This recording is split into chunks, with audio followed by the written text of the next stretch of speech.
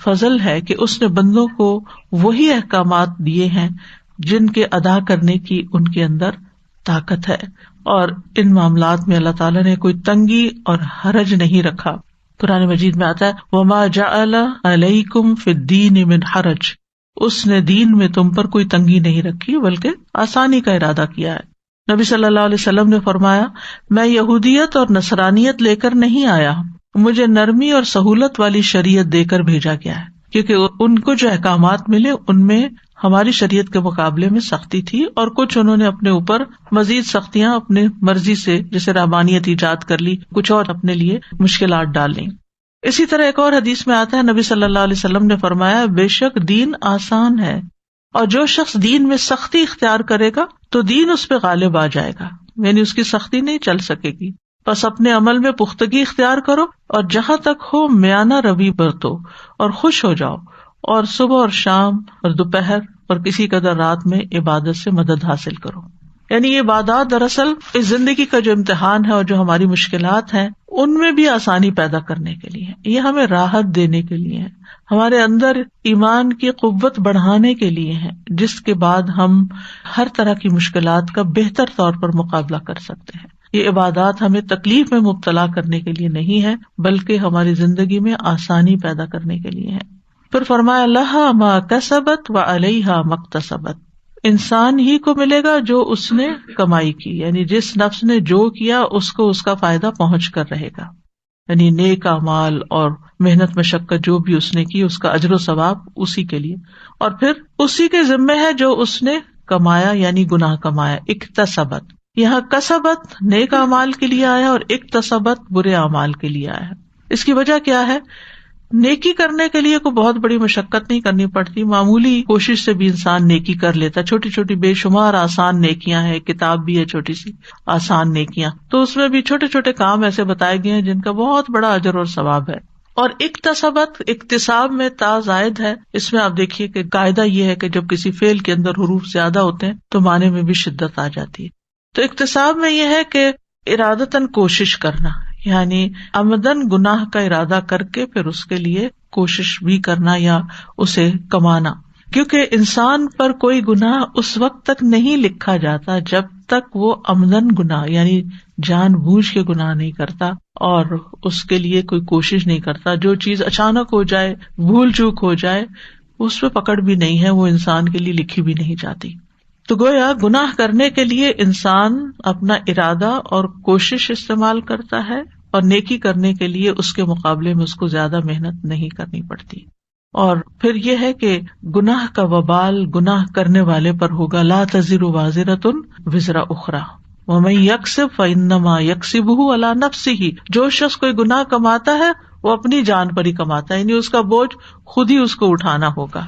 وَأَن لَّيْسَ لِلْإِنسَانِ إِلَّا مَا سَعَىٰ، انسان کو وہی ملے گا جس کی اس نے کوشش کی، یعنی جو کوشش سے اور ارادتاً گناہ کیا وہی اس کے ذمہ آئے گا۔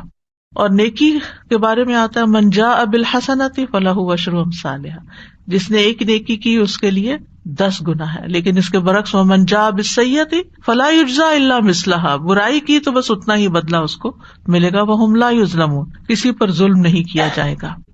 پھر فرمایا ربنا لا تؤاخذنا ان نسینا او اخطأنا، یہاں اللہ تعالیٰ کو رب کہہ کے پکارا گیا، ربوبیت کا وسیلہ دیا گیا، واسطہ دیا گیا۔ یہ جو آتا ہے نا وَلِلَّهِ الْأَسْمَاءُ الْحُسْنَىٰ فَادْعُوهُ بِهَا، اللہ کے اچھے اچھے نام ہیں ان کے ساتھ اس کو پکارو، تو اسی میں سے ایک چیز یہ ہے جب ہم کہتے ہیں ربنا، یہ اللہ کے نام کے ساتھ ہم اللہ تعالیٰ کو پکارتے ہیں، کیونکہ ہمارا رب خالق مالک مدبر وہی ہے، اور جو ہم یہاں مانگ رہے ہیں اس کا تعلق اس کے رب ہونے سے ہے کہ وہی ہمیں دے سکتا ہے۔ اور اکثر آپ دیکھیں گے قرآن مجید میں کہ دعا مانگنے کو اللہ تعالیٰ کی ربوبیت کے ساتھ ہی قرآن مجید میں خاص کیا گیا، اسی لیے قرآن مجید کی اکثر دعائیں بلکہ تقریباً سب دعائیں جو ہیں الا ماشاء اللہ وہ ربنا سے ہی شروع ہوتی ہیں۔ تو ربنا لا تؤاخذنا ان نسینا او اخطانا، اللہ ہمیں نہ پکڑنا، یعنی ہمیں سزا نہیں دینا اگر ہم بھول جائیں۔ بھول کب ہوتی ہے؟ جب انسان کو کسی چیز کا علم ہوتا ہے اور پھر علم کے بعد وہ اس کام کو بھول کر لیتا ہے، اور خطا کیا ہوتی ہے؟ علم ہی نہیں ہوتا، لا علمی میں غلطیاں کر رہا ہوتا ہے. جیسے ریسنٹلی میں نے دیکھا کہ مسلمانوں کی جب اجتماعی صورتحال دیکھتے ہیں اور سب سے بڑی عبادت تو نماز ہی ہے، تو جب میں مسجد نبی میں اپنے دائیں بائیں دیکھتی تھی تو اور خواتین ہی ہوتی تھی تو بہت ہی زیادہ تکلیف ہوتی تھی اس بات کی کہ نماز کے بنیادی فرائض تک سے غافل ہیں یا لا علم ہے، معلوم ہی نہیں سطر کتنا ڈھانکنا ہے، نماز میں کہاں دیکھنا ہے، نماز میں سجدہ کیسے کرنا ہے، رکوع کیسے کرنا ہے. کیونکہ بہت سارے لوگ ہوتے ہیں نا، نظر پڑ جاتی ہے آگے، آپ کے آگے جو سب نظر پڑ جاتی ہے، کسی نے گردن اٹھائی ہوئی ہے، کسی نے جھکائی ہوئی ہے، بس ایسے ہی تھوڑا سا جھکا ہوا ہے کوئی، اور آپ کو معلوم ہے کہ اگر رکوع اور سجدہ صحیح نہ ہو تو نماز ہی نہیں ہوتی. لیکن بہت ہی دل تکلیف میں آ جاتا تھا کہ یا رب ان سب کو کون ایجوکیٹ کرے اور کون بتائے اور کس طرح ان کی تربیت کی جائے. بہرحال ہم سب پر لازم ہے خود بھی سیکھیں اور دوسروں کو بھی سکھائیں، اور جہاں جہاں تک ہم پہنچا سکیں پہنچائیں، اور کم از کم اپنے دائیں بائیں اور اپنے گھر میں اور اپنے بچوں کو تو صحیح نماز پڑھنا سکھا دیں. پھر اسی طرح سطر میں آپ دیکھیں کہ ہارڈلی کوئی ایسی خاتون ہوگی خصوصاً پاکستانی ڈریس میں کہ جس کے ٹخنے ڈھکے میں ہوں، اور ٹخنے تو کیا آدھی آدھی رکوع اور سجدے میں جاتے ہوئے پنڈلیاں بھی نظر آ جاتی. جب سطر ہی نہیں تو نماز کہاں سے ہوگی. دکھ کس بات کا ہوتا ہے کہ اتنا مال اور وقت اور جد و جہد خرچ کر کے آپ یہاں پہنچے ہیں اللہ کے گھر میں، اور کرنا کیا ہے وہ آتا ہی نہیں ہے. تو یہ نہیں آتا کیوں نہیں آتا؟ اگر لا علمی کی بنا پر ہے تو یہ خطا ہے، پتہ نہیں ہے.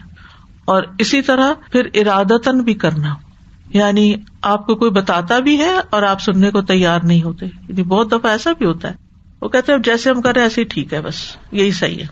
نسیان یعنی بھول چوک کہ دل کا ایک معلوم چیز سے غافل ہو جانا. معلوم تھا لیکن بھول گئے. مثلاً آپ نے اپنی چابیاں کہیں رکھی، آپ کو اس وقت معلوم تھا آپ کہاں رکھ رہے ہیں، لیکن بعد میں کیا ہوا؟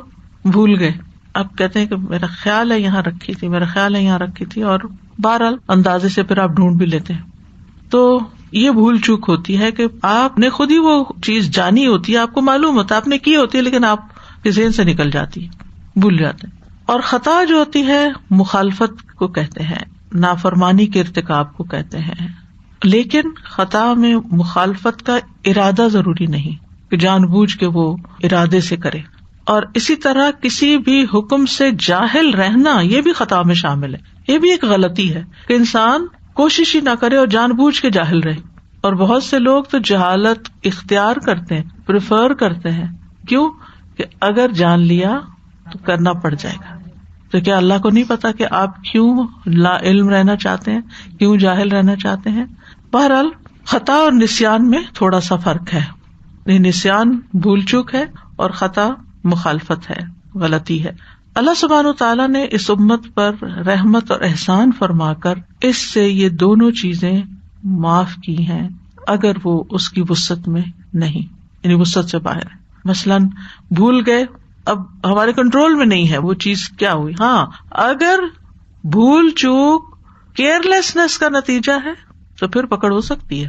یعنی کچھ لوگ ہوتے ہیں نا کہ وہ بھول جاتے ہیں لیکن کیئرلیس نہیں ہوتے، انسانی کمزوری کے تحت بھولتے ہیں. اور کچھ لوگ اس کو یاد رکھنے کی کوشش ہی نہیں کرتے، نہ کہیں لکھتے ہیں، نہ کہیں اپنے کو ایسے سائنس بناتے ہیں کہ جس سے انہیں چیزیں یاد آ جائیں، نہ کسی کو کہتے ہیں کہ ان کو ریمائنڈر دے دیں، اگر میں بھول جاؤں تو تم مجھے یاد کرا. پرواہ نہیں، وہ بھول گئے. یعنی بڑے سے بڑا وعدہ کر لیا، کام کر لیا، پھر کہا او ہم بھول گئے. وہ کیوں بھول گئے؟ یعنی اگر کوئی جینوئن ریزن ہو بھولنے کی پھر تو ٹھیک ہے،